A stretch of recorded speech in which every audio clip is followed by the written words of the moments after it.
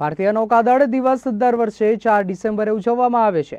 1971માં ભારત પાકિસ્તાન વચ્ચે યુદ્ધ થયું હતું। આ દરમિયાન પાકિસ્તાનની નેવીના સેંકડો જવાનો માર્યા ગયા હતા। ત્યારે કોમોડોર કાસરગોડ પટ્ટન શેટ્ટી ગોપાલ રાવે ભારતીય નૌકાદળના સમગ્ર ઓપરેશનનું નેતૃત્વ કર્યું હતું। ભારતીય નૌકાદળની સફળતાની ઉજવણી કરવા દર વર્ષે 4 ડિસેમ્બરે નૌસેના દિવસ ઉજવવામાં આવે છે। ત્યારે જોઈએ અમારો આ વિશેષ અહેવાલ।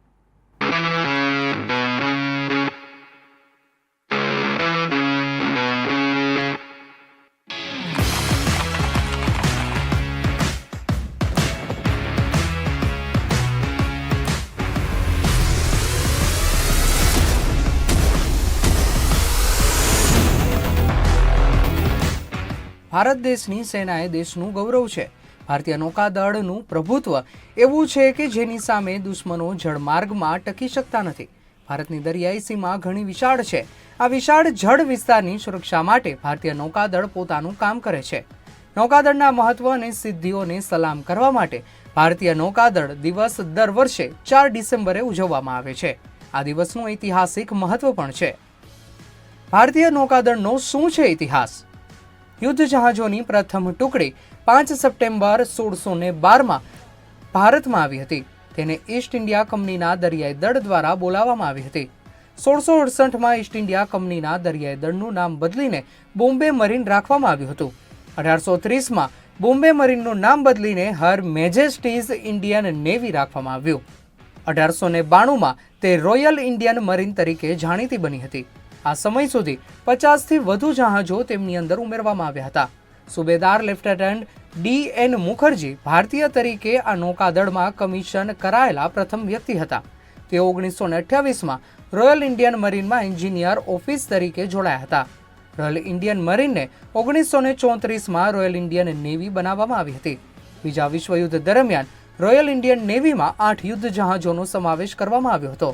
આ યુદ્ધના અંત સુધીમાં 117 યુદ્ધ જહાજો સુધીનો ઉમેરો થયો હતો। Vice admiral R.D. કટારીએ 22 એપ્રિલ 1958ના રોજ પ્રથમ ભારતીય નૌકાદળના વડા તરીકે કાર્યભાર સંભાળ્યો હતો। શા માટે ઉજવવામાં આવે છે ભારતીય નૌકાદળ દિવસ? 1971માં ભારત પાકિસ્તાન વચ્ચે યુદ્ધ થયું હતું। યુદ્ધ દરમિયાન પાકિસ્તાને 3 ડિસેમ્બરે ભારતીય એરપોર્ટ પર હુમલો કર્યો હતો।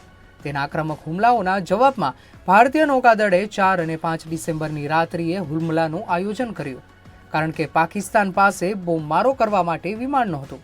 આ હુમલા દરમિયાન પાકિસ્તાનની નેવીના સેંકડો જવાનો માર્યા હતા। કોમોડોર કાસરગોડ પટ્ટન શેટ્ટી ગોપાલ રાવે ભારતીય નૌકાદળના સમગ્ર ઓપરેશનનું નેતૃત્વ કર્યું હતું। ભારતીય નૌકાદળની સફળતાની ઉજવણી કરવા દર વર્ષે 4 ડિસેમ્બરે નૌસેના દિવસ ઉજવવામાં આવે છે। ભારતીય નૌકાદળ 2047 સુધીમાં આત્મનિર્ભર બની જશે। ભારતીય નૌકાદળ આત્મનિર્ભર બનવાના માર્ગે આગળ વધી રહી છે।